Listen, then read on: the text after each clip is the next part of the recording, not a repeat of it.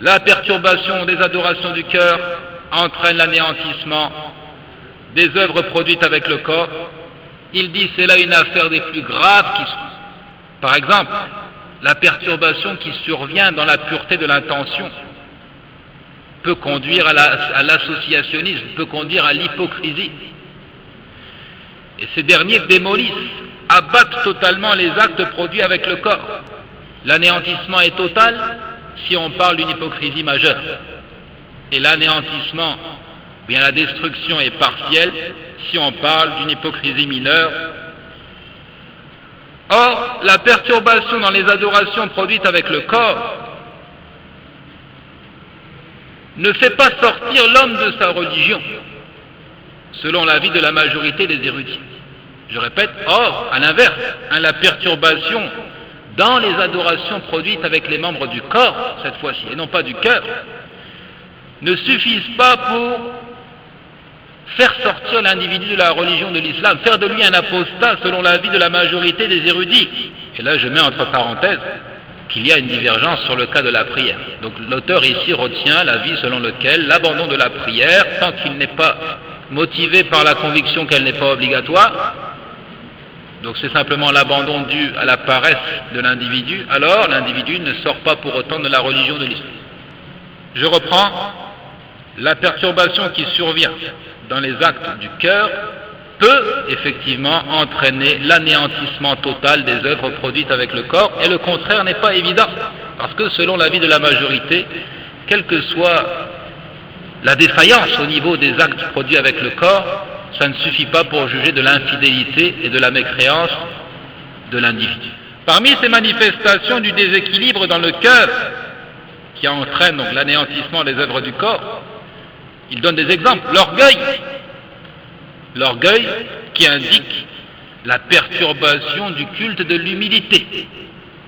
L'humilité qui est certes une grandiose adoration produite avec le cœur. Cet orgueil, cet enorgueillissement, cette infatuation empêche et interdit l'entrée au paradis.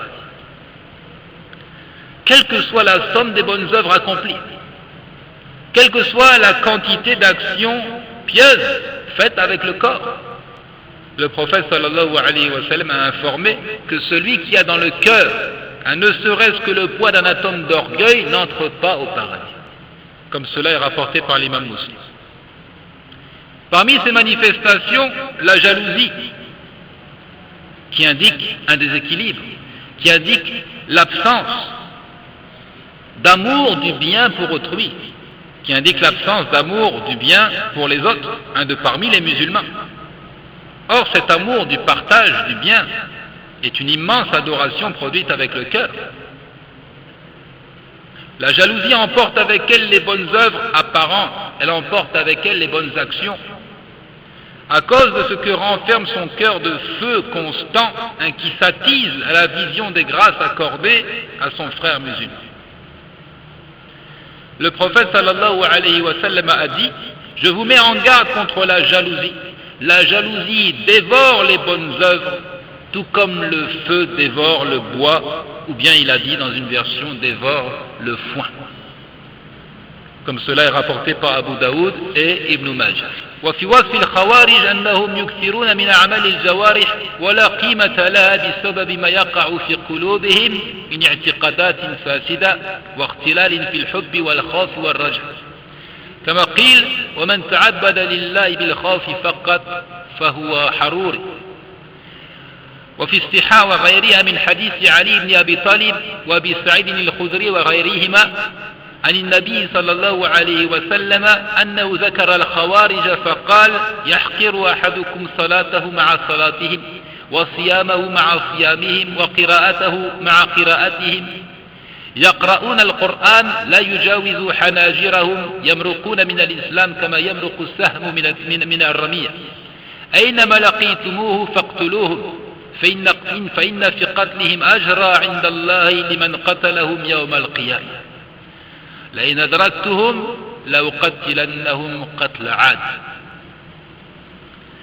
Dans la description des membres de la secte Khawarij, le fait que ce soit des gens qui produisent des œuvres apparentes en abondance.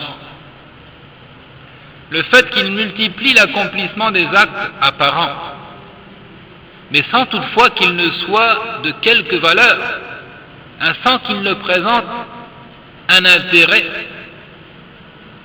à cause de ce qui se produit justement dans leur cœur, à cause de ce qui se produit dans leur cœur, de perturbations dans les sentiments, notamment d'amour, de crainte et d'espoir. Dans ce qui est transmis des anciens de la communauté, qu'ils disaient, celui qui adore Allah au simple moyen de la crainte, alors il est Haruri, alors il est effectivement membre de la secte des Khawarij. C'est bien ce qui les caractérise, un déséquilibre au niveau du sentiment de la peur, de la crainte d'Allah. Une peur excessive qui les plonge dans l'hérésie, qui les pousseront à dire quiconque commet un grand péché est mécréant, il mérite d'être combattu, d'être tué, et il demeurera éternellement en enfer, qui les poussera à dire chaque fois que l'on constate du dirigeant en place une perversité quelconque, alors il faut le destituer, et par la force, par l'usage des armes. Et ce sont des hérésies. Ils disaient donc, les anciens disaient, quiconque adore Allah au simple moyen de la crainte, alors il est Haruri, c'est-à-dire membre de la secte des Khawarij. Harura, c'est en réalité le nom d'une ville, ou bien d'un lieu géographique dans lequel les Khawarij s'étaient réfugiés, un lieu qui se trouve dans l'actuel Irak. Dans les recueils authentiques et d'autres sources de la tradition, selon Ali ibn Abi Talib et selon Abu Sa'id al-Khudri et d'autres encore, que le prophète sallallahu alayhi wa sallam a cité les Khawarij en disant. Alors ici il y a deux éléments. Premièrement, que ce récit est rapporté par Ali ibn Abi Talib et que, ironie du sort comme on dit entre guillemets, Ali ibn Abi Talib sera amené à combattre les Khawarij durant son règne de calife. Autre chose, c'est que le prophète alayhi salatu wa salam a donc cité nommément certaines sectes qui apparaîtront au sein de la communauté de l'islam, parmi lesquelles el Khawarij. Il a cité les Khawarij et il dit: l'un d'entre vous méprise sa prière comparativement à la leur. Et n'oubliez pas qu'il s'adresse ici à ses compagnons. C'est-à-dire que le compagnon, malgré tous ses efforts, trouvera que sa prière est bien médiocre comparativement à la prière produite par les Khawarij. Il méprisera son jeûne comparativement à leur jeûne. Il méprisera sa lecture du Coran comparativement à leur récitation à eux. C'est donc qu'ils produisent énormément d'actes, en apparence, de prière, de jeûne, de lecture du Coran. Mais il ajoute: ils lisent le Coran et ils ne dépassent pas leur aorte, la gorge, c'est-à-dire que le Coran est prononcé avec la langue, mais qu'il ne parvient pas jusqu'au cœur. Ils passent au travers de l'islam comme la flèche transperce le gibier chassé. Certains ont compris à travers ce propos-là qu'ils sont donc apostats, qu'ils ont apostasié. Et d'autres érudits ne sont pas allés jusque-là, disant simplement que ces gens sont des hérétiques, mais que ces hérésies ne suffisent pas pour les considérer comme des infidèles. Ils passent au travers de l'islam comme la flèche transperce le gibier. Où que vous les rencontriez, combattez-les. Car il y a dans leur exécution une récompense auprès d'Allah au jour de la résurrection. Ce sont les propos du prophète alayhi salatu wa sallam. Et il ajoute même: si moi je les rencontre, je les tuerai à la manière du peuple de Had. C'est-à-dire, je leur donnerai un châtiment exemple. Et dans une version, il a ajouté: il tue les musulmans alors qu'ils se désintéressent des mécréants. Il laisse les mécréants et les polythéistes en paix, mais il s'emploie plutôt à tuer les musulmans. Alors ce qui nous importe ici, c'est de mettre en évidence que ces Khawarij produisent beaucoup d'actes avec les membres du corps, mais qu'ils n'en tirent pas profit, qu'ils sont sans valeur.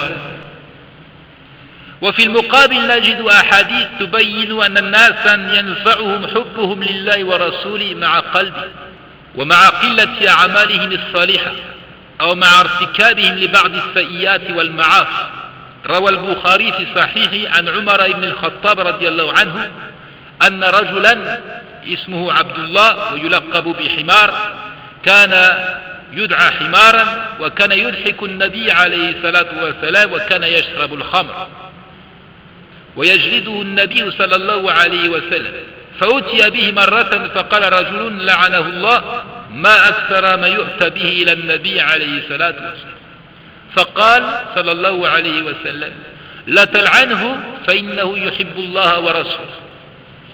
وفي حديث آخر أن رجلا سأل عن الساعة فقال عليه الصلاة والسلام قال له ما عددت لها فقال يا رسول الله ما عددت لها كبير صلاة ولا صيام ولا صدقة ولكني أحب الله ورسوله فقال أنت مع من أحببت. En vis-à-vis, à l'opposé, nous trouvons des récits qui indiquent que certaines personnes tireront profit de leur amour d'Allah et de son messager malgré la petite quantité d'œuvres pieuses accomplies.